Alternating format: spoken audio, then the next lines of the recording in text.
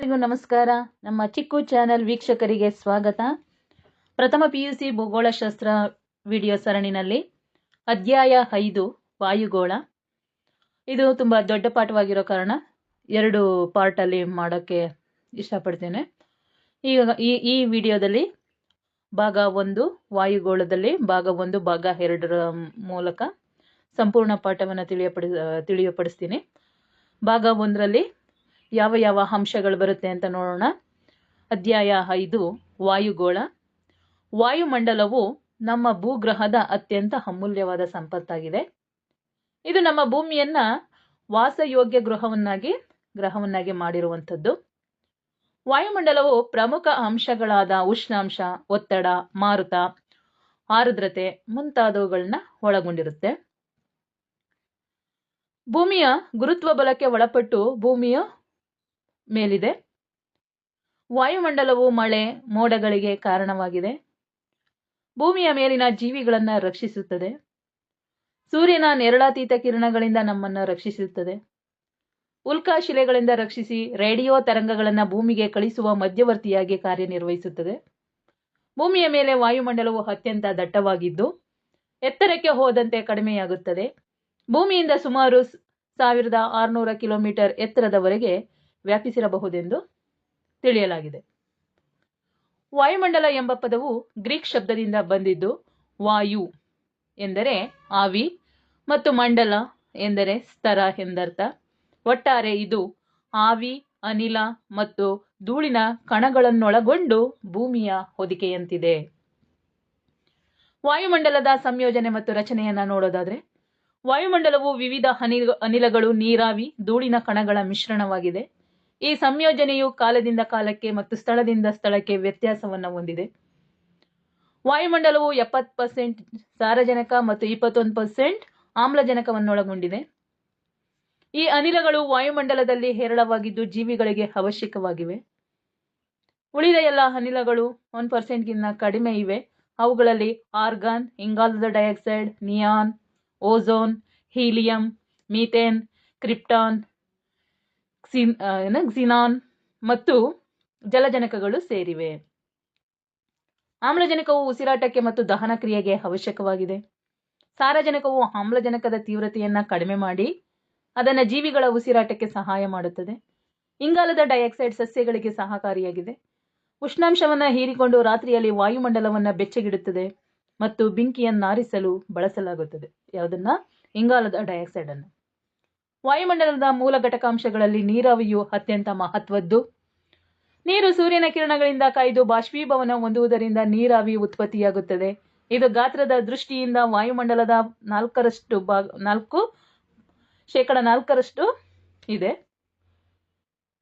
ಇದರ ಪ್ರಮಾಣ ಸಾಮಾನ್ಯವಾಗಿ ಸಮುದ್ರ ಮಟ್ಟದಿಂದ ಎತ್ತರಕ್ಕೆ ಹೋದಂತೆ, ಸಮಭಾಜಕ ವೃತ್ತದಿಂದ ಧ್ರುವಗಳ ಕಡೆಗೆ ಹೋದಂತೆ ಕಡಿಮೆಯಾಗುತ್ತದೆ. ವಾಯುಮಂಡಲವು ಧೂಳಿನ ಕಣಗಳನ್ನೊಳಗೊಂಡಿದೆ. ಪ್ರದೇಶದಿಂದ ಪ್ರದೇಶಕ್ಕೆ ಮತ್ತು ನಗರ ಪ್ರದೇಶಗಳಲ್ಲಿ ಹೆಚ್ಚಾಗಿದ್ದು ಗ್ರಾಮೀಣ ಪ್ರದೇಶಗಳಲ್ಲಿ ಕಡಿಮೆ ಇರುತ್ತೆ. ಧೂಳಿನ ಕಣಗಳು ಉಷ್ಣಾಂಶವನ್ನ ಹೀರಲು ಸಹಕರಿಸಿ ನೀರಾವಿಯನ್ನ ಹಿಡಿದಿಟ್ಟುಕೊಳ್ಳುತ್ತೆ. ಬೆಳಕನ್ನ ಚದುರಿಸಿ ಆಕಾಶವನ್ನ ನೀಲಿಯನ್ನಾಗಿಸುತ್ತದೆ. ಇನ್ನು ವಾಯುಮಂಡಲದ ರಚನೆಯನ್ನ ನೋಡೋದಾದ್ರೆ, ವಾಯುಮಂಡಲವು ಭೂಮಿಯಿಂದ ಸುಮಾರು 1600 ಕಿಲೋಮೀಟರ್ ಎತ್ತರದವರೆಗೆ ವಿಸ್ತರಿಸಿರುತ್ತೆ. ಆದರೆ 99 ಭಾಗ ವಾಯುವಿನ ಸಾಂದ್ರತೆಯು ಭೂಮಿಯಿಂದ 32 ಕಿಲೋಮೀಟರ್ ಎತ್ತರದೊಳಗಿದೆ. ವಾಯುಮಂಡಲವು ಅನೇಕ ಸ್ತರಗಳನ್ನು ಹೊಂದಿದ್ದು ಅವುಗಳಲ್ಲಿ ಪರಿವರ್ತನಾ ಮಂಡಲ, ಸಮೋಷ್ಣ ಮಂಡಲ, ಪರಿವರ್ತನಾ ಮಂಡಲ ಅಂದ್ರೆ ಟ್ರೋಪೋಸ್ಫೇರ್, ಸಮೋಷ್ಣ ಮಂಡಲ ಸ್ಟ್ರಾಟೋಸ್ಫೇರ್, ಮಧ್ಯಂತರ ಮಂಡಲ ಮೆಸೋಸ್ಫೇರ್, ಉಷ್ಣಮಂಡಲ ಥರ್ಮೋಸ್ಫೇರ್ ಮತ್ತು ಬಾಹ್ಯ ಮಂಡಲ ಎಕ್ಸೋಸ್ಫೇರ್ ಈ ರೀತಿಯಲ್ಲಿ ಒಳಗೊಂಡಿರುತ್ತದೆ. ಇನ್ನು ಪರಿವರ್ತನಾ ಮಂಡಲ, ಮೊದಲನೇದು ಪರಿವರ್ತನಾ ಮಂಡಲ. ಪರಿವರ್ತನಾ ಮಂಡಲವನ್ನ ಟ್ರೋಪೋಸ್ಫೇರ್ ಅಂತ ಕರೀತಾರೆ. ಪರಿವರ್ತನಾ ಮಂಡಲವೆಂದ್ರೆ ಮಿಶ್ರಣ ವಲಯ. ಟ್ರೋಪೋಸ್ ಎಂಬ ಪದವು ಗ್ರೀಕ್ ಭಾಷೆಯಿಂದ ಬಂದಿದ್ದು ಅದರ ಅರ್ಥ ಮಿಶ್ರಣ ಅಥವಾ ಟರ್ಬುಲೆನ್ಸ್. ಇದು ವಾಯುಮಂಡಲದ ಅತ್ಯಂತ ಕೆಳಗಿನ ಸ್ತರವಾಗಿದೆ. ಜೀವಿಗಳ ಅಸ್ತಿತ್ವವಿದೆ ಇಲ್ಲಿ. ಹವಾಮಾನದ ಎಲ್ಲಾ ಬದಲಾವಣೆಗಳು ಈ ವಲಯದಲ್ಲಿ ಕಂಡುಬರುತ್ತೆ. ಆದ್ದರಿಂದ ಇದನ್ನ ಪರಿವರ್ತನಾ ಅಥವಾ ಬದಲಾವಣೆ ಮಂಡಲ ಎನ್ನುತ್ತಾರೆ. ಹವಾಮಾನದ ಉತ್ಪಾದಕ ವಲಯವೆಂತಲೂ ಕರೆಯಲಾಗಿದೆ. ಈ ವಲಯದಲ್ಲಿ ಉಷ್ಣಾಂಶ, ಒತ್ತಡ, ಮಾರುತ, ಮೋಡ, ಗುಡುಗು, ಮಿಂಚು, ಕಾಮನಬಿಲ್ಲು, ಮಳೆ ಇವೆಲ್ಲ ಸಾಮಾನ್ಯವಾಗಿ ಕಂಡುಬರುತ್ತೆ. ಈ ವಲಯದ ಎತ್ತರವು ಧ್ರುವ ಪ್ರದೇಶಗಳಲ್ಲಿ 8 ಕಿಲೋಮೀಟರ್ ಇದ್ದು ಸಮಭಾಜಕ ವೃತ್ತ ಪ್ರದೇಶಗಳಲ್ಲಿ 18 ಕಿಲೋಮೀಟರ್ ತನಕನೂ ಎತ್ತರದವರೆಗೆ ಇರುತ್ತೆ. ಇದರ ಸರಾಸರಿ ಎತ್ತರ ಸುಮಾರು 12 ಕಿಲೋಮೀಟರ್. ಈ ವಲಯದಲ್ಲಿ ಎತ್ತರವು ಹೆಚ್ಚಾದಂತೆ ಉಷ್ಣಾಂಶ ಏನಾಗುತ್ತೆ? ಕಡಿಮೆಯಾಗುತ್ತೆ. ಉಷ್ಣಾಂಶವು ಪ್ರತಿ 165 ಮೀಟರ್ ಎತ್ತರಕ್ಕೆ 1 ಡಿಗ್ರಿ ಸೆಲ್ಸಿಯಸ್ ಅಥವಾ 1000 ಮೀಟರ್ ಎತ್ತರಕ್ಕೆ 6.4 ಡಿಗ್ರಿ ಸೆಲ್ಸಿಯಸ್ ಕಡಿಮೆಯಾಗುತ್ತೆ. ಪರಿವರ್ತನಾ ವಿರಾಮವು ಪರಿವರ್ತನಾ ಮಂಡಲ ಮತ್ತು ಸಮೋಷ್ಣ ಮಂಡಲದ ನಡುವಿನ ಗಡಿಯಾಗಿದೆ. ಇನ್ನು ಎರಡನೇ ವಲಯ ಸಮೋಷ್ಣ ಮಂಡಲ. ಸಮೋಷ್ಣ ಮಂಡಲಕ್ಕೆ ಇಂಗ್ಲಿಷ್ನಲ್ಲಿ ಏನಂತಾರೆ? ಸ್ಟ್ರಾಟೋಸ್ಫೇರ್. ಇದು ವಾಯುಮಂಡಲದ ಎರಡನೇ ಸ್ತರ. ಭೂಮಿಯ ಮೇಲ್ಮೈಯಿಂದ 50 ಕಿಲೋಮೀಟರ್ ಎತ್ತರದಲ್ಲಿದೆ. ಇದು ನೀರಾವಿ ಧೂಳಿನ ಕಣಗಳಿಂದ ಮುಕ್ತವಾಗಿದೆ. ಇಲ್ಲಿ ಯಾವುದೇ ಮೋಡಗಳಿರೋದಿಲ್ಲ. ಇಲ್ಲಿ ಜೆಟ್ ವಿಮಾನಗಳು ಹಾರಾಡುತ್ತೆ. ಓಝೋನ್ ಸ್ತರವು ಸೂರ್ಯನಿಂದ ಬರುವ ನೇರಳಾತೀತ ಕಿರಣಗಳನ್ನ ಹೀರಿಕೊಳ್ಳುತ್ತದೆ. ಈ ವಲಯದಲ್ಲಿ ಓಝೋನ್ ಸ್ತರ ದಟ್ಟವಾಗಿರುತ್ತೆ. ಭೂಮಿಯ ಮೇಲಿನ ಜೀವಿಗಳ ಉಳಿವಿಗೆ ಕಾರಣವಾಗಿರುವಂಥದ್ದೇ ಸಮೋಷ್ಣ ಮಂಡಲ. ಇದು 5 ರಿಂದ 20 ಕಿಲೋಮೀಟರ್ ಮಧ್ಯದಲ್ಲಿರುತ್ತೆ. ವಾಯು ವಿರಳವಾಗಿರುತ್ತೆ. ಉಷ್ಣತೆಯು ಸ್ಥಿರವಾಗಿರುತ್ತೆ. ಸಮೋಷ್ಣ ವಿರಾಮವು ಸಮೋಷ್ಣ ಮಂಡಲ ಮತ್ತು ಮಧ್ಯಂತರ ಮಂಡಲದ ನಡುವೆ ಇದೆ. ಇನ್ನು ಮಧ್ಯಂತರ ಮಂಡಲ, ಇದನ್ನ ಮೆಸೋಸ್ಫೇರ್ ಅಂತ ಕರೀತಾರೆ. ಈ ಪದರವು ಭೂಮಿಯ ಮೇಲ್ಮೈಯಿಂದ 80 ಕಿಲೋಮೀಟರ್ ಎತ್ತರದಲ್ಲಿದೆ. ವಾಯುಮಂಡಲದಲ್ಲಿ ಅತ್ಯಂತ ಶೀತ ವಲಯವಾಗಿದೆ. ಸೂರ್ಯನ ಕಿರಣಗಳನ್ನ ಹೀರಲಾರದಷ್ಟು ವಾಯು ವಿರಳವಾಗಿದೆ. ಉಷ್ಣಾಂಶದ ಇಳಿಕೆಯ ಪ್ರಮಾಣ ಈ ಮಂಡಲದಿಂದ ಪ್ರಾರಂಭವಾಗುತ್ತದೆ. ಈ ಪದರದಲ್ಲಿ ಎತ್ತರವು ಹೆಚ್ಚಾದಂತೆ ಉಷ್ಣಾಂಶವು ಕಡಿಮೆಯಾಗುತ್ತಾ ಸುಮಾರು 80 ಕಿಲೋಮೀಟರ್ ಎತ್ತರದಲ್ಲಿ 100 ಡಿಗ್ರಿ ಸೆಲ್ಸಿಯಸ್ನಷ್ಟು ಇರುವಂಥದ್ದು. ಮಧ್ಯಂತರ ವಿರಾಮವು ಮಧ್ಯಂತರ ಮಂಡಲ ಮತ್ತು ಉಷ್ಣತಾ ಮಂಡಲದ ನಡುವೆ ಕಂಡುಬರುತ್ತದೆ. ಇನ್ನು ಉಷ್ಣತಾ ಮಂಡಲ ಸುಮಾರು 80 ರಿಂದ 600 ಕಿಲೋಮೀಟರ್ ಎತ್ತರದ ಒಳಗೆ ಭೂಮಿಯ ಮೇಲೆ ವ್ಯಾಪಿಸಿದೆ. ಇಲ್ಲಿ ಉಷ್ಣಾಂಶ ಅಧಿಕವಾಗಿರುತ್ತೆ. ಅನಿಲ ಕಣಗಳು ಎಕ್ಸರೇ ಕಿರಣಗಳನ್ನ ಹೀರಿಕೊಳ್ಳೋದರಿಂದ ಸೂಕ್ಷ್ಮ ತರಂಗಗಳ ಪ್ರಭಾವದಿಂದಾಗಿ ಉಷ್ಣಾಂಶ ಹೆಚ್ಚಾಗಿರುತ್ತೆ. ಅಯಾನುಗಳು ಒಡೆದು ಧನ ಮತ್ತು ಋಣ ಕಣಗಳಾಗಿ ಪ್ರಭಾವಿತಗೊಳ್ಳುತ್ತೆ. ಅನಿಲ ಕಣಗಳು ವಿದ್ಯುದ್ವಾಹಕ ಗುಣಗಳನ್ನು ಪಡೆದುಕೊಳ್ಳುತ್ತೆ. ಹಾಗಾಗಿ ಇವುಗಳನ್ನ ಅಯಾನುಗಳೆಂತ ಕರೀತಾರೆ. ಈ ಸ್ತರವು ವಿವಿಧ ರೀತಿಯ ಧ್ವನಿ ತರಂಗಗಳನ್ನು ಪ್ರತಿಫಲಿಸುವುದರಿಂದ ರೇಡಿಯೋ ಹಾಗೂ ಮೊಬೈಲ್ ಇತ್ಯಾದಿಗಳ ಸಂಪರ್ಕ ಸಾಧ್ಯವಾಗುತ್ತೆ. ರಾಡಾರ್ ಮತ್ತು ನಾವಿಕರ ಸಂಪರ್ಕಗಳಿಗೆ ಸಹಾಯಕಾರಿಯಾಗಿದೆ. ಉಲ್ಕಾ ಶಿಲೆಗಳಿಂದಲೂ ನಮ್ಮನ್ನು ರಕ್ಷಿಸುತ್ತದೆ. ಈ ಪದರವು ಧ್ರುವ ಜ್ಯೋತಿಗಳನ್ನು ಸೃಷ್ಟಿಸುತ್ತದೆ. ಅವುಗಳೆಂದರೆ ಆರೋರಾ ಬೊರೆಯಾಲಿಸ್ ಮತ್ತು ಆರೋರಾ ಆಸ್ಟ್ರಾಲಿಸ್ಗಳು. ಇನ್ನು ಹೆಚ್ಚಿನ ಮಾಹಿತಿಗೆ ಒಂದು ಸ್ವಲ್ಪ ನೋಟನ್ನು ಕೊಡಲಾಗಿದೆ. ಇಲ್ಲಿ ಉತ್ತರ ಗೋಳಾರ್ಧದ ಆಕಾಶದಲ್ಲಿ ಕಂಡುಬರುವ ಬಣ್ಣದ ಬೆಳಕಿನ ನೋಟವೇ ಆರೋರಾ ಬೊರೆಯಾಲಿಸ್.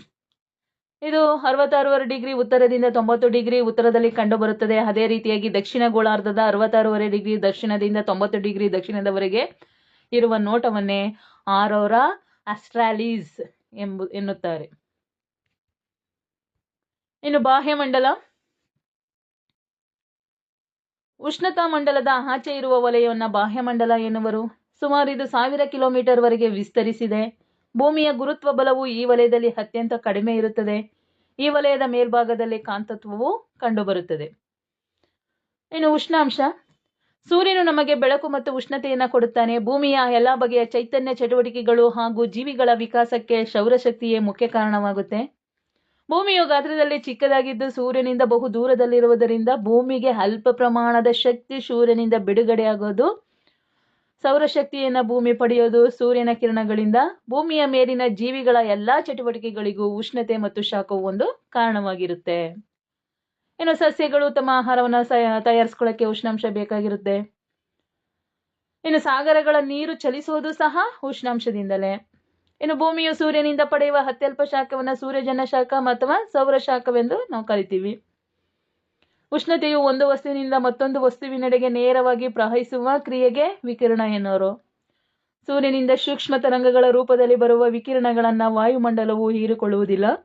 ಆದರೆ ಈ ಸೌರ ವಿಕಿರಣಗಳನ್ನು ಹೀರಿಕೊಂಡು ಭೂಮಿಯ ಮೇಲ್ಮೈ ಉಷ್ಣವಾಗುತ್ತದೆ. ಭೂಮಿಯಿಂದ ದೀರ್ಘ ತರಂಗಗಳ ರೂಪದಲ್ಲಿ ಚಲಿಸುವ ಉಷ್ಣತೆಯನ್ನು ವಾಯುಮಂಡಲವು ಹೀರಿಕೊಂಡು ಉಷ್ಣವಾಗುತ್ತದೆ.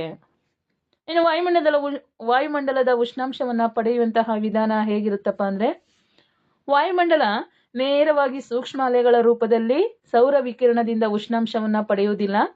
ಬದಲಾಗಿ ಅದು ದೀರ್ಘ ತರಂಗಗಳ ರೂಪದಲ್ಲಿರುವ ಭೂ ವಿಕಿರಣದಿಂದ ಇದು ಉಷ್ಣಾಂಶವನ್ನು ಪಡೆದುಕೊಳ್ಳುತ್ತೆ. ವಾಯುಮಂಡಲವು 4 ಪ್ರಕ್ರಿಯೆಗಳ ರೂಪದಲ್ಲಿ ಉಷ್ಣಾಂಶವನ್ನು ಪಡೆಯುತ್ತೆ ಹಾಗೂ ತಂಪಾಗಿಸುವಿಕೆಯನ್ನು ಮಾಡುತ್ತೆ. ಈ ಪ್ರಕ್ರಿಯೆಗಳೆಂದರೆ ವಿಕಿರಣ, ರೇಡಿಯೇಷನ್, ಪ್ರಚಲನ, ಸಂವಹನ ಮತ್ತು ಅಭಿವಹನ. ಈ ಪ್ರಕ್ರಿಯೆಗಳ ಮೂಲಕ ಉಷ್ಣವನ್ನು ತಂಪುಗೊಳಿಸೋದು, ಉಷ್ಣಾಂಶವನ್ನು ಪಡೆಯುವಂಥ ಕೆಲಸವನ್ನು ಮಾಡುತ್ತೆ. ಇನ್ನು ಆಲ್ಬಿಡೋ ಅಂತಂದ್ರೆ ಸೂರ್ಯನ ಶಾಖದ ಪ್ರಮಾಣವು ಸ್ವಯಂ ಪ್ರಕಾಶವಲ್ಲದ ವಸ್ತುಗಳ ಮೇಲೆ ಬಿದ್ದ ನಂತರ ಪ್ರತಿಫಲನ ಹೊಂದುತ್ತದೆ. ಇದನ್ನ ಶೇಕಡಾವಾರು ಪ್ರಮಾಣದಲ್ಲಿ ತಿಳಿಸಲಾಗುತ್ತೆ.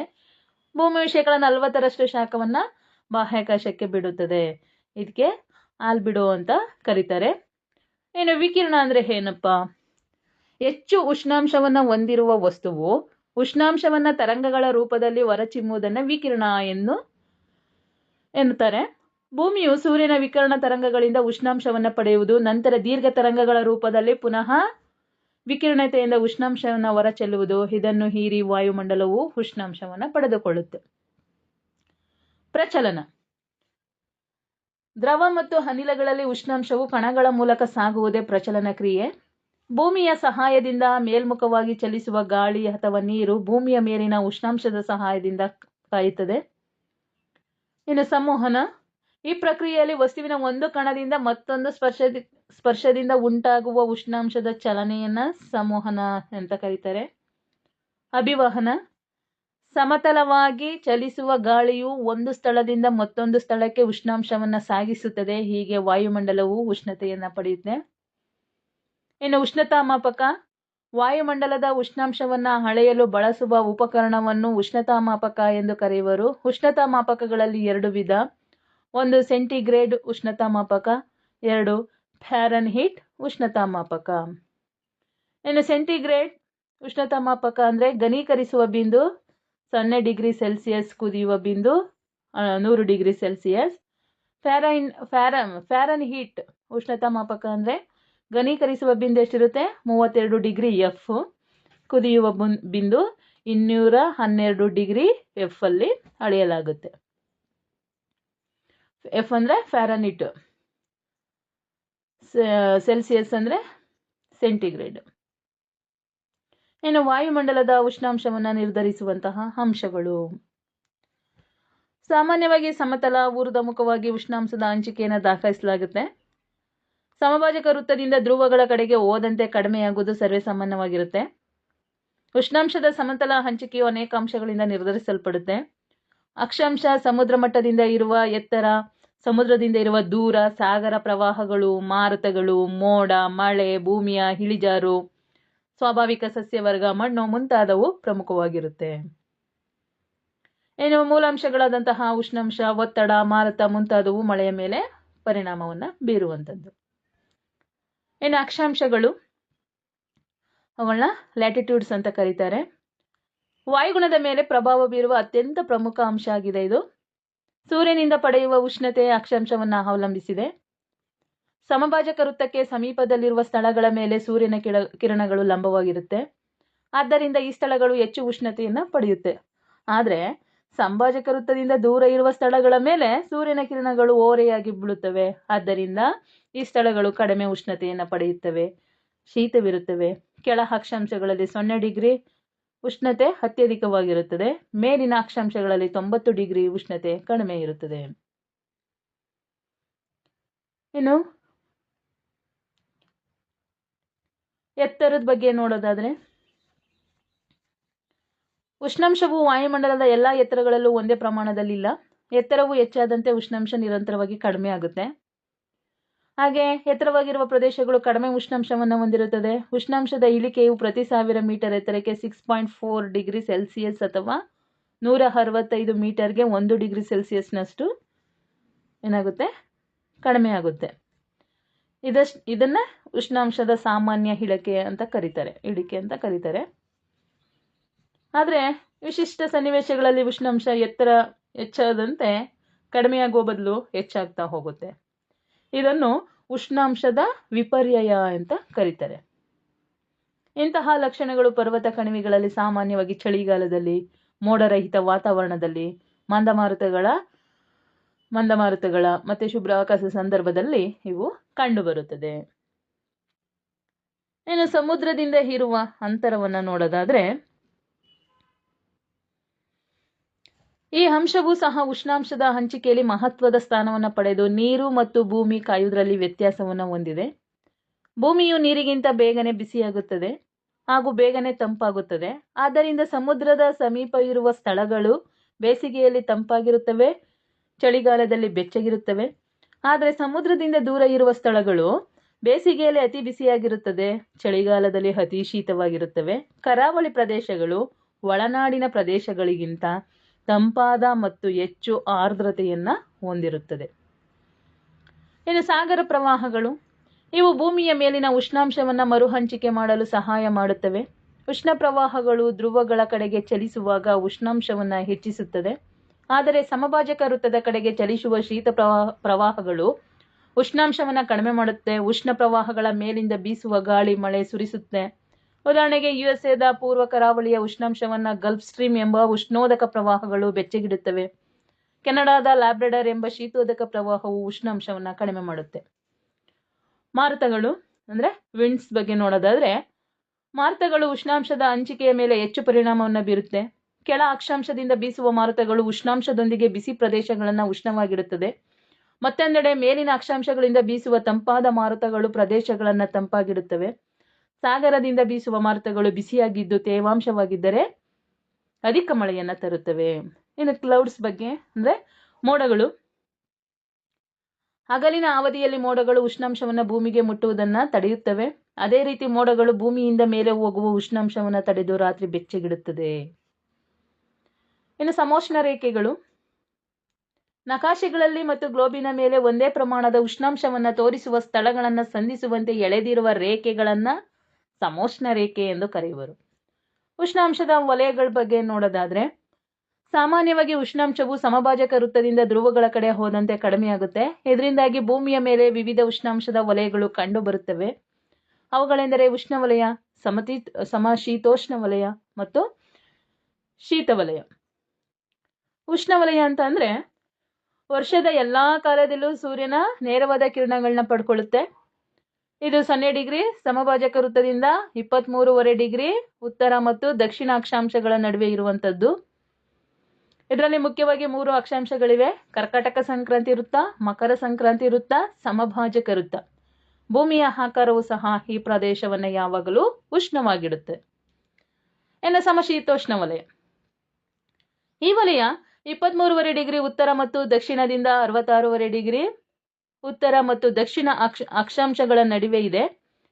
ಸಾಮಾನ್ಯವಾಗಿ ಕರ್ಕಾಟಕ ಸಂಕ್ರಾಂತಿ ವೃತ್ತದಿಂದ ಆರ್ಟಿಕ್ ವೃತ್ತದ ಉತ್ತರ ಗೋಳಾರ್ಧದಲ್ಲಿ ಮತ್ತು ಮಕರ ಸಂಕ್ರಾಂತಿಯಿಂದ ಅಂಟಾರ್ಟಿಕ್ ವೃತ್ತದ ದಕ್ಷಿಣ ಗೋಳಾರ್ಧದಲ್ಲಿ ಕಂಡುಬರುತ್ತದೆ. ಈ ಪ್ರದೇಶವು ಸೂರ್ಯನ ಓರೆಯಾದ ಕಿರಣಗಳನ್ನ ಪಡೆಯುತ್ತೆ. ಭೂಮಿಯು ಗೋಳಾಕಾರವಾಗಿರುವುದರಿಂದ ಭೂಮಿಯ ಓರೆಯಾಗುವಿಕೆ ಮತ್ತು ವಾರ್ಷಿಕ ಚಲನೆಯಿಂದ ಕಡಿಮೆ ಉಷ್ಣಾಂಶವನ್ನು ಪಡೆಯುತ್ತೆ.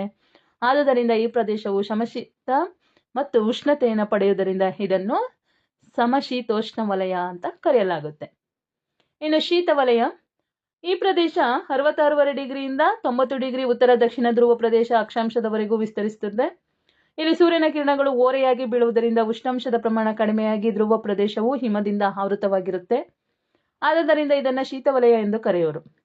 ಗೋಳವು 2 ಶೀತ ವಲಯಗಳನ್ನ ಹೊಂದಿದ್ದು, ಒಂದು ಉತ್ತರ ಶೀತ ವಲಯ ಅಂದ್ರೆ 66 ಡಿಗ್ರಿ ಉತ್ತರದಿಂದ 90 ಡಿಗ್ರಿ ಉತ್ತರದವರೆಗೆ.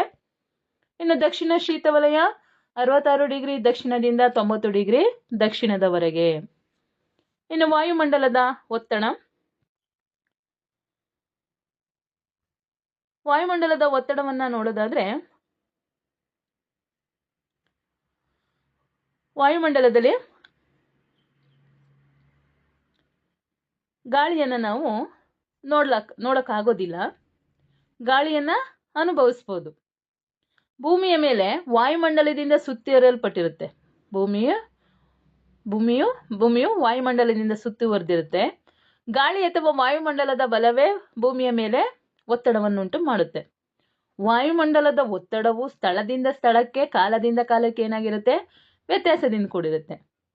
ವಾಯುವಿನ ಒತ್ತಡ ಎಲ್ಲಾ ಜೀವಿಗಳ ಮೇಲೆ ಪ್ರಭಾವ ಬೀರುವುದರೊಂದಿಗೆ ಇದು ಮಾರುತಗಳ ಚಲನೆ ಮತ್ತು ಮಳೆಯ ಮೇಲೆ ಪ್ರಮುಖ ಪಾತ್ರವನ್ನು ವಹಿಸುತ್ತೆ.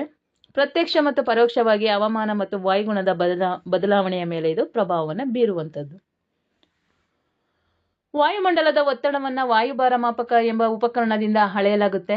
ಪಾದರಸ, ಅನರಾಯ್ಡ್ ಮತ್ತು ಡಿಜಿಟಲ್ ವಾಯುಭಾರ ಮಾಪಕಗಳನ್ನು ಸಾಮಾನ್ಯವಾಗಿ ಬಳಸಲಾಗುತ್ತೆ. ವಾಯುಮಂಡಲದ ಸರಾಸರಿ ಒತ್ತಡವು ಸಮುದ್ರ ಮಟ್ಟದಲ್ಲಿ ಸುಮಾರು 1013.25 ಮಿಲಿಬಾರ್ ಇರುತ್ತದೆ.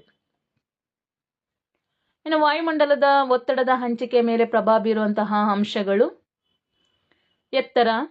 ವಾಯುಮಂಡಲದಲ್ಲಿ ವಾಯುವಿನ ಕಣಗಳು ಭೂಮಿಯ ಗುರುತ್ವ ಬಲದಿಂದ ಭೂಮಿಯ ಮೇಲ್ಭಾಗದಲ್ಲಿ ಕಂಡುಬರುತ್ತೆ. ವಾಯುಮಂಡಲದ ಅತ್ಯಂತ ಕೆಳಪದರು ದಟ್ಟವಾಗಿದ್ದು ಸ್ತರವು ಅಧಿಕ ಒತ್ತಡವನ್ನು ಹೊಂದಿರುತ್ತೆ. ಎತ್ತರಕ್ಕೆ ಹೋದಂತೆ ಒತ್ತಡವು 900 ಅಡಿಗೆ 1 ಇಂಚಿನಂತೆ ಕಡಿಮೆ ಆಗುತ್ತಾ ಹೋಗುತ್ತೆ. ಇನ್ನು ಅಕ್ಷಾಂಶ. ಕೆಳ ಅಕ್ಷಾಂಶಗಳಲ್ಲಿ ಅಧಿಕ ಉಷ್ಣಾಂಶ ದಾಖಲಾಗಿರುವುದರಿಂದ ಒತ್ತಡ ಕಡಿಮೆಯಾಗುತ್ತೆ. ಅದೇ ರೀತಿಯಾಗಿ ಮೇಲಿನ ಅಕ್ಷಾಂಶಗಳಲ್ಲಿ 90 ಡಿಗ್ರಿ ಅಕ್ಷಾಂಶ ಕಡಿಮೆ ಉಷ್ಣಾಂಶ ಇರುವುದರಿಂದ ಒತ್ತಡವು ಹೆಚ್ಚಾಗಿರುತ್ತೆ. ಇನ್ನು ನೀರಾವಿ. ತೇವಾಂಶ ಭರಿತ ವಾಯು ಹಗುರವಾಗಿದ್ದು ಕಡಿಮೆ ಒತ್ತಡವನ್ನು ಹೊಂದಿದ್ದು ತಂಪಾದ ಗಾಳಿಯು ಅಧಿಕ ಒತ್ತಡವನ್ನು ಹೊಂದಿರುತ್ತೆ. ಇನ್ನು ಪ್ರಮುಖ ಒತ್ತಡ ಪಟ್ಟಿಗಳು: ಒಟ್ಟು 7 ಒತ್ತಡ ಪಟ್ಟಿಗಳಿದೆ. ಸಮಭಾಜಕ ವೃತ್ತದ ಕಡಿಮೆ ಒತ್ತಡ ಪಟ್ಟಿ, ಉಪ ಉಷ್ಣವಲಯದ ಹೆಚ್ಚು ಒತ್ತಡ ಪಟ್ಟಿ, ಉಪಧ್ರುವೀಯ ಕಡಿಮೆ ಒತ್ತಡ ಪಟ್ಟಿ, ಧ್ರುವೀಯ ಹೆಚ್ಚು ಒತ್ತಡ ಪಟ್ಟಿ. ಇವೆಲ್ಲ ಎರಡೆರಡು ಇರುತ್ತೆ. ನೋಡೋಣ. ಸಮಭಾಜಕ ವೃತ್ತದ ಕಡಿಮೆ ಒತ್ತಡ ಪಟ್ಟಿ ಒಂದಿರುತ್ತೆ. ಉಷ್ಣವಲಯದ ಹೆಚ್ಚು ಒತ್ತಡ ಪಟ್ಟಿಗಳು 2 ಇರುತ್ತೆ. ಉಪಧ್ರುವೀಯ ಕಡಿಮೆ ಒತ್ತಡ ಪಟ್ಟಿಗಳು 2 ಇರುತ್ತೆ. ಧ್ರುವೀಯ ಹೆಚ್ಚು ಒತ್ತಡ ಪಟ್ಟಿಗಳು ಸಹ 2 ಇರುತ್ತೆ. ಇಲ್ಲಿ ಚಿತ್ರವನ್ನ ಗಮನಿಸಿದ್ರೆ ನಿಮ್ಗೆ ಅದ್ರ ಬಗ್ಗೆ ತಿಳಿತಾ ಹೋಗುತ್ತೆ. ಇನ್ನು ಸಮಭಾಜಕ ವೃತ್ತದ ಕಡಿಮೆ ಒತ್ತಡ ಪಟ್ಟಿ ಬಗ್ಗೆ ನೋಡೋದಾದ್ರೆ, ಈ ವಲಯವು 0 ಡಿಗ್ರಿಯಿಂದ 5 ಡಿಗ್ರಿ ಉತ್ತರ ಮತ್ತು ದಕ್ಷಿಣ ಅಕ್ಷಾಂಶಗಳ ಮಧ್ಯದಲ್ಲಿದೆ. ವರ್ಷದ ಎಲ್ಲಾ ಕಾಲಗಳಲ್ಲಿ ಸೂರ್ಯನ ನೇರವಾದ ಕಿರಣಗಳು ಈ ಪ್ರದೇಶಗಳಲ್ಲಿ ಬೀಳುತ್ತೆ. ಗಾಳಿಯು ಈ ಪ್ರದೇಶದಲ್ಲಿ ಬಿಸಿಯಾಗಿ ಪ್ರಸರಣ ಹೊಂದಿ ಮೇಲೇರುತ್ತೆ. ಈ ಪ್ರದೇಶವು ಕಡಿಮೆ ಒತ್ತಡವಾಗಿ ನಿರ್ಮಾಣವಾಗುತ್ತೆ. ಶಾಂತ ಮತ್ತು ಅತಿ ಕಡಿಮೆ ಗಾಳಿಯನ್ನ ಹೊಂದಿರುತ್ತೆ. ಆದ್ದರಿಂದ ಇದನ್ನ ಡಾಲ್ಡ್ರಮ್ ಅಥವಾ ಡೋಲ್ಡ್ರಮ್ ಅಂತ ಕರೀತಾರೆ, ಅಥವಾ ಸಮಭಾಜಕ ವೃತ್ತದ ಶಾಂತಪಟ್ಟಿ ಅಂತಲೂ ಸಹ ಇದನ್ನ ಕರೆಯಲಾಗುತ್ತೆ. ಈ ವಲಯದಲ್ಲಿ ವಾಣಿಜ್ಯ ಮಾರುತಗಳು ಸೇರುತ್ತೆ. ಈ ಪ್ರದೇಶವು ಪರಿಸರಣ ಮಳೆ ಪಡೆಯುತ್ತೆ. ಇನ್ನು ಎರಡನೇದು ಉಪ ಉಷ್ಣವಲಯದ ಹೆಚ್ಚು ಒತ್ತಡ ಪಟ್ಟಿ. ಈ ವಲಯ 20 ಡಿಗ್ರಿಯಿಂದ 35 ಡಿಗ್ರಿ ಉತ್ತರ ಮತ್ತು ದಕ್ಷಿಣ ಅಕ್ಷಾಂಶಗಳಲ್ಲಿ ಕಂಡುಬರುತ್ತೆ. ಭೂಮಿಯ ದೈನಂದಿನ ಚಲನೆ ಮೇಲ್ಮುಖವಾಗಿ ಚಲಿಸುವ ಗಾಳಿಯು ಪ್ರಚಲನ ಪ್ರವಾಹದ ರೂಪದಲ್ಲಿ ಕೆಳಗಿಳಿಯುವುದರಿಂದ ಹೆಚ್ಚು ಒತ್ತಡ ನಿರ್ಮಾಣವಾಗುತ್ತೆ. ವಾಣಿಜ್ಯ ಮತ್ತು ಪ್ರತಿವಾಣಿಜ್ಯ ಮಾರುತಗಳು ಉಗಮ ಹೊಂದುತ್ತೆ. ಈ ವಲಯವನ್ನ ಅಶ್ವ ಅಕ್ಷಾಂಶಗಳೆಂದು ಕರೆಯುವರು. ಗೋಳದಲ್ಲಿ 2 ಉಷ್ಣವಲಯದ ಅಧಿಕ ಒತ್ತಡ ಪಟ್ಟಿಗಳಿವೆ. ಉತ್ತರದ ಉಪ ಉಷ್ಣವಲಯದ ಅಧಿಕ ಒತ್ತಡ ಪಟ್ಟಿ, ದಕ್ಷಿಣದ ಉಪ ಉಷ್ಣವಲಯದ ಅಧಿಕ ಒತ್ತಡ ಪಟ್ಟಿ. ಒಂದು ಹೆಚ್ಚಿನ ಮಾಹಿತಿಗೆ ಒಂದು ವಿವರಣೆ. ಅಶ್ವ ಅಕ್ಷಾಂಶಗಳು ಸಾಮಾನ್ಯವಾಗಿ ಉಪ ಉಷ್ಣವಲಯದ ಹೆಚ್ಚು ಒತ್ತಡ ಪ್ರದೇಶಗಳಲ್ಲಿ ಕಂಡುಬರುವಂಥದ್ದು. ಸ್ಪೇನ್ ದೇಶದ ನೌಕಾಯಾನಿಗಳು ವೆಸ್ಟ್ ಇಂಡೀಸ್ ದ್ವೀಪಗಳಿಗೆ ಪ್ರಯಾಣ ಮಾಡಬೇಕಾದ್ರೆ ಈ ಪ್ರದೇಶವು ಶಾಂತವಾಗಿದ್ದರಿಂದ ಗಾಳಿಯ ವೇಗ ಕಡಿಮೆಯಾಗಿ ಸಮುದ್ರದಲ್ಲಿ ತಿಂಗಳುಗಟ್ಟಲೆ ಪ್ರಯಾಣ ಸ್ಥಗಿತಗೊಳ್ಳುವುದರಿಂದ ಕುಡಿಯುವ ನೀರಿನ ಕೊರತೆಯುಂಟಾಗುತ್ತೆ. ಅದನ್ನು ಸಂರಕ್ಷಿಸಿಕೊಳ್ಳಲು ಹಡಗಿನಲ್ಲಿದ್ದ ಕುದುರೆಗಳನ್ನು ಸಮುದ್ರಕ್ಕೆ ತಳ್ಳಿದರು. ಆದ್ದರಿಂದ ಅದು ಅಶ್ವ ಅಕ್ಷಾಂಶವೆಂದು ಹೆಚ್ಚು ಪ್ರಚಲಿತವಾಗಿತ್ತು. ಮೂರನೇದು ಉಪಧ್ರುವೀಯ ಕಡಿಮೆ ಒತ್ತಡ ಪಟ್ಟಿ. ಈ ವಲಯವು 60 ಡಿಗ್ರಿಯಿಂದ 70 ಡಿಗ್ರಿ ಉತ್ತರ ಮತ್ತು ದಕ್ಷಿಣ ಅಕ್ಷಾಂಶಗಳ ನಡುವೆ ಕಂಡುಬರುತ್ತೆ.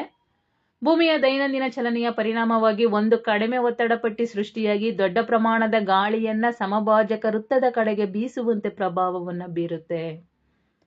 ಈ ಪ್ರದೇಶವು ಚಳಿಗಾಲದಲ್ಲಿ ಬಿರುಗಾಳಿಯಿಂದ ಕೂಡಿರುತ್ತೆ. ಗೋಳದಲ್ಲಿ 2 ಉಪಧ್ರುವೀಯ ಕಡಿಮೆ ಒತ್ತಡ ಪಟ್ಟಿಗಳಿವೆ. ಒಂದು ಉತ್ತರ ಧ್ರುವೀಯ ಕಡಿಮೆ ಒತ್ತಡ ಪಟ್ಟಿ, ಇನ್ನೊಂದು ದಕ್ಷಿಣ ಉಪಧ್ರುವೀಯ ಕಡಿಮೆ ಒತ್ತಡ ಪಟ್ಟಿ. ಇನ್ನು ಧ್ರುವೀಯ ಅಧಿಕ ಒತ್ತಡ ಪಟ್ಟಿ. 2 ಧ್ರುವ ಪ್ರದೇಶಗಳು ವರ್ಷದ ಎಲ್ಲಾ ಕಾಲಗಳಲ್ಲಿ ಕಡಿಮೆ ಉಷ್ಣಾಂಶವನ್ನ ಪಡೆಯುತ್ತಿದ್ದು, ತಂಪಾದ ಗಾಳಿಯು ಧ್ರುವ ಪ್ರದೇಶಗಳಲ್ಲಿ ಅಧಿಕ ಸಾಂದ್ರತೆಯಿಂದ ಕುಸಿಯುತ್ತಿರುವುದರಿಂದ ಈ ಪ್ರದೇಶವು ಅಧಿಕ ಒತ್ತಡ ಪ್ರದೇಶವಾಗಿ ನಿರ್ಮಾಣವಾಗಿದೆ. ಈ ಪ್ರದೇಶವು 80 ಡಿಗ್ರಿಯಿಂದ 90 ಡಿಗ್ರಿ ಅಕ್ಷಾಂಶಗಳಲ್ಲಿ 2 ಗೋಳಾರ್ಧದಲ್ಲಿ ಕಂಡುಬರುತ್ತೆ. ಧ್ರುವ ಪ್ರದೇಶಗಳು ಅತಿ ಶೀತ ಹವಾಮಾನವನ್ನು ಹೊಂದಿರುವುದರಿಂದ ಇಲ್ಲಿ ಗಾಳಿಯು ಹೆಚ್ಚು ಸಾಂದ್ರತೆ ಮತ್ತು ಭಾರವಾಗಿರುತ್ತೆ. ಉತ್ತರ ಧ್ರುವದ ಅಧಿಕ ಒತ್ತಡ ಪಟ್ಟಿ, ದಕ್ಷಿಣ ಧ್ರುವದ ಅಧಿಕ ಒತ್ತಡ ಪಟ್ಟಿ. ಇನ್ನು ಒತ್ತಡ ಪಟ್ಟಿಗಳ ಸ್ಥಳಾಂತರವನ್ನು ನೋಡೋದಾದ್ರೆ, ಸಾಮಾನ್ಯವಾಗಿ ಒತ್ತಡದ ವಲಯಗಳು ವರ್ಷದ ಎಲ್ಲಾ ಕಾಲಗಳೆಲ್ಲ ಮೇಲೆ ತಿಳಿಸಿದ ಅಕ್ಷಾಂಶಗಳ ನಡುವೆ ಸ್ಥಿರವಾಗಿ ಉಳಿಯೋದಿಲ್ಲ. ಭೂಮಿಯ ವಾರ್ಷಿಕ ಚಲನೆಯಲ್ಲಿ ಸೂರ್ಯನ ಲಂಬಕಿರಣಗಳೇನಾಗುತ್ತೆ, ಋತುಮಾನಗಳೊಡನೆ ಉತ್ತರ ಮತ್ತು ದಕ್ಷಿಣ ಕಡೆ ಏನಾಗುತ್ತೆ, ಸ್ಥಳಾಂತರವನ್ನು ಹೊಂದುತ್ತೆ. ಸ್ಥಳಾಂತರವನ್ನ ಹೊಂದುವ ಮೂಲಕ ನಮ್ಮ ಕಲ್ಪನೆಯಂತೆ ಸೂರ್ಯನ ಲಂಬಕಿರಣಗಳೇನಂತೆ ವರ್ಷದ ಎಲ್ಲಾ ಅವಧಿಯಲ್ಲಿ ಸಮಭಾಜಕ ವೃತ್ತದ ಮೇಲೆ ಬೀಳ್ತಾ ಇರುತ್ತೆ. ಆದರೆ ಅದು ಸಂಭವಿಸೋದು ವರ್ಷದಲ್ಲಿ 2 ಋತುವಿನಲ್ಲಿ ಮಾತ್ರ. ಸೆಪ್ಟೆಂಬರ್ 23ರಲ್ಲಿ ಶರ ಸಂಕ್ರಾಂತಿ ಅಂತ ಕರೀತಾರೆ ಆವಾಗ, ಮತ್ತು ಮಾರ್ಚ್ 21 ಮೇಷ ಸಂಕ್ರಾಂತಿ ಅಂತಾರಲ್ಲ ಆವಾಗ. ಇನ್ನು ಡಿಸೆಂಬರ್ನಿಂದ ಜೂನ್ ತಿಂಗಳಲ್ಲಿ ಸೂರ್ಯನು ದಕ್ಷಿಣದಿಂದ ಉತ್ತರದ ಕಡೆಗೆ ಚಲಿಸ್ತಾನೆ. ಹಾಗೆ ಜೂನ್ನಿಂದ ಡಿಸೆಂಬರ್ ವರೆಗೆ ಸೂರ್ಯನು ದಕ್ಷಿಣದ ಕಡೆಗೆ ಚಲಿಸ್ತಾ ಇರ್ತಾನೆ. ಆದ್ದರಿಂದ ಒತ್ತಡದ ಪಟ್ಟಿಗಳೇನಾಗಿರುತ್ತೆ, ವಾರ್ಷಿಕ ಚಲನೆಯನ್ನು ಆಧರಿಸಿ ಸ್ಥಳಾಂತರವನ್ನ ಹೊಂದುತ್ತೆ. ಇನ್ನು ಸಮಭಾರ ರೇಖೆಗಳು, ಐಸೋಬಾರ್ಸ್ ಅಂದ್ರೆ ನಕಾಶೆ ಮತ್ತು ಗ್ಲೋಬಿನ ಮೇಲೆ ಒಂದೇ ಪ್ರಮಾಣದ ಒತ್ತಡವನ್ನ ಹೊಂದಿರುವ ಸ್ಥಳಗಳನ್ನು ಸೇರಿಸಿ ಎಳೆಯುವ ರೇಖೆಗಳಿಗೆ ಸಮಭಾರ ರೇಖೆ ಎಂದು ಕರೆಯುವರು. ಇಲ್ಲಿಗೆ ಪಾರ್ಟ್ 1 ನಾನು ಮುಗಿಸ್ತೇನೆ. ವಾಯುಗೋಳದಲ್ಲೇ ಪಾರ್ಟ್ 2 ಮುಂದಿನ ವಿಡಿಯೋದಲ್ಲಿ ತಿಳಿಸ್ತೇನೆ. ನನ್ನ ವಿಡಿಯೋನ ವೀಕ್ಷಿಸಿದ ತಮ್ಮೆಲ್ಲರಿಗೂ ಥ್ಯಾಂಕ್ ಯು. ಮುಂದಿನ ವಿಡಿಯೋದಲ್ಲಿ ಸಿಗೋಣ.